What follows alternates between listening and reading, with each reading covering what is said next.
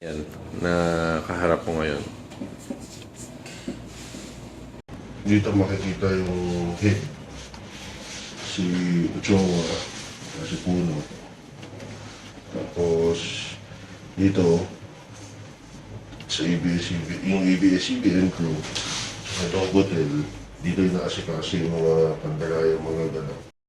Si Police Director Rex Piad, Police Director Darbo, yung backer namin kasi hindi ko na naisama si Trillanes. Ngayon dito, si Senator Dillon din kasama. Siya ay magiging first senator ng LP.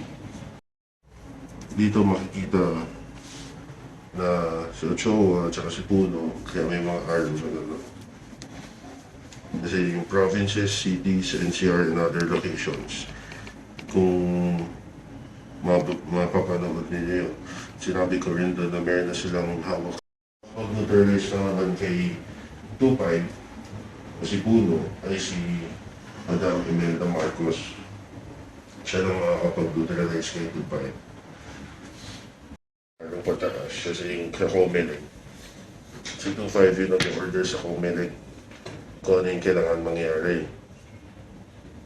Ngayon, dito na nakasulat kung sino yung paano mag-operate.